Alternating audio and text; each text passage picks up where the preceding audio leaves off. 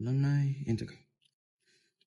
Football was still new in the U.S. when Theodore Roosevelt watched his first game in 1876. Even though the sport had problems like violence and injuries, Roosevelt liked football. His son played, and he believed the sport helped build strong character. He said football taught people not to give up and to play fair. Many people criticized football because players kept getting hurt. Some wanted the sport banned, but Roosevelt did not agree. Instead, he supported changing the rules to make the game safer. In 1905, he spoke to Harvard alumni and said rough games were okay, but hurting people on purpose was wrong. Later that year, he got a letter from Endicott Peabody asking him to help stop unfair and sneaky plays in college football. On October 9, 1905, he invited several college coaches to the White House and asked them to help reduce violence in the game. They agreed to play fair and stop dirty plays. This was the first time a president tried to change college sports. Even after this, the 1905 season was a very dangerous, with many injuries, deaths. People became angry and demanded change. Some schools even stopped playing football. By the end of the year, a new group was formed, later becoming the NCAA, which helped us made football safer.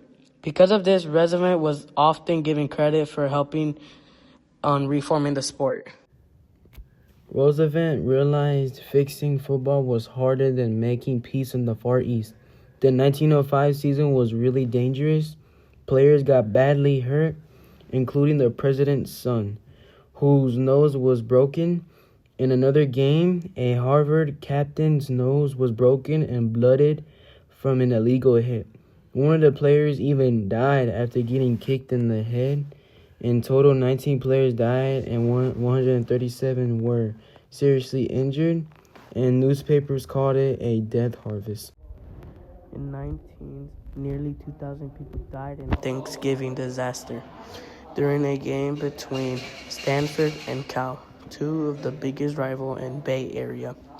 Thousands of fans traveled to San Francisco to watch the game, and many stood on a nearby factory roof to get better view.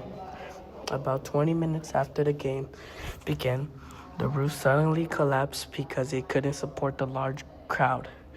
Dozens of men, children nearly fell 40 feet on the floor. What made the accident even worse was that the factory manager was on and the brick surface was extremely hot, causing serious burns. Many people were really bad injuries. In total of 23 people died. This tragic is still known as the deadliest accident in sports event in USA history. These changes helped make football much safer and caused fewer serious injuries and deaths.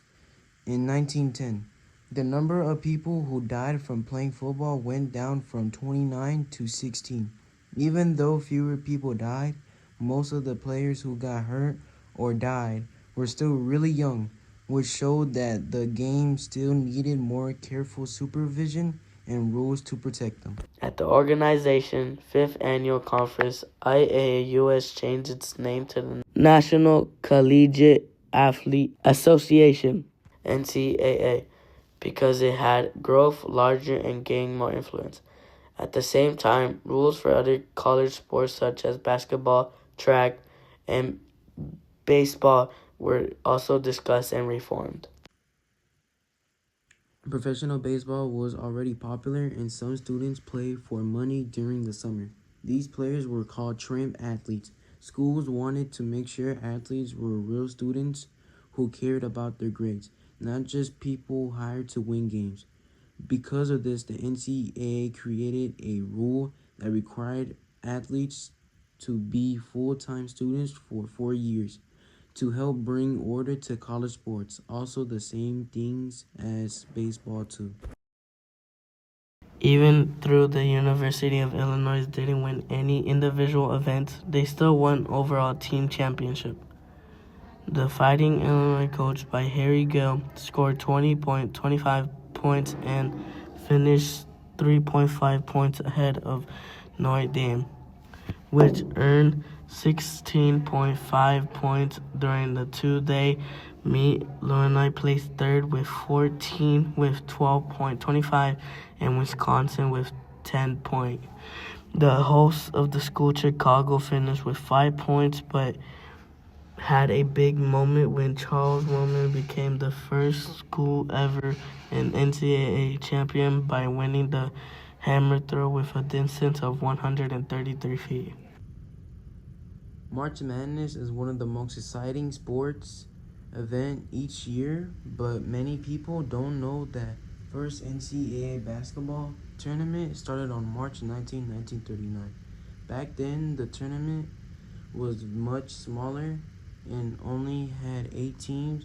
It was organized and by the National Association of Basketball coaches and used a single elimination formation, meaning teams were eliminated after one loss.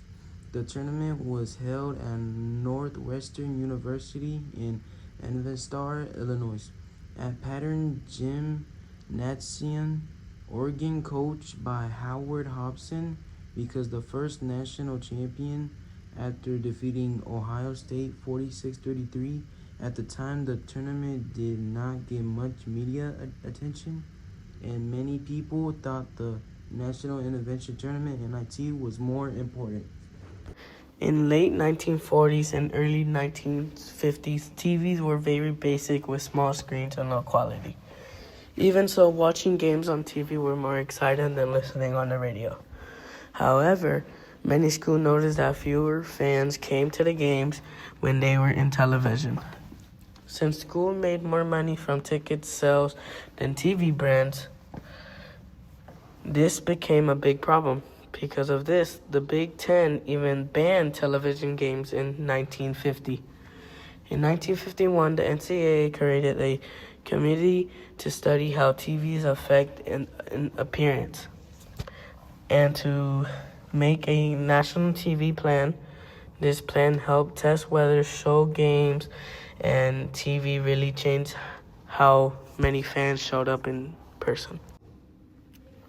Another important role of the NCAA was supporting women's sports in Title IX, a law that prevents gender discrimination in education during the 1970s.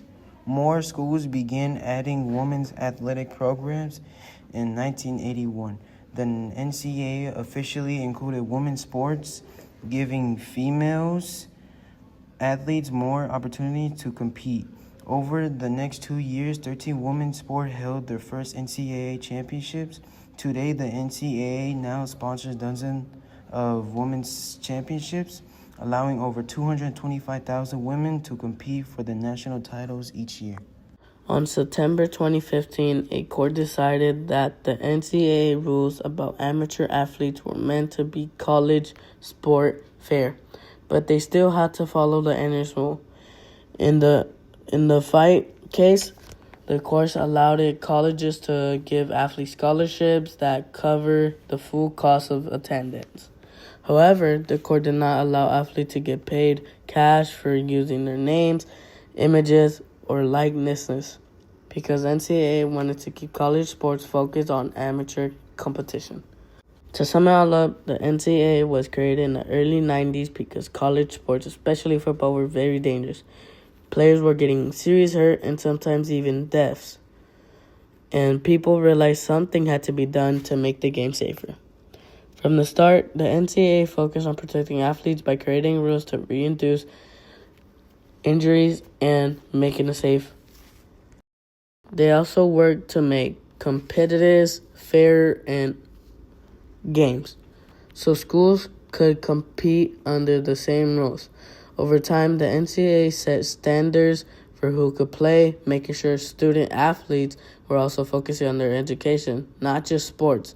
In 1970s and 1980s, the NCAA began to include women's sports and strongly supporting Title IX. This created more opportunities for female athletes to receive scholarship. Today, the NCAA continues to oversee college sports, helping athletes to stay safe, promoting safe plays, and giving students a chance to balance sports with academics. and education.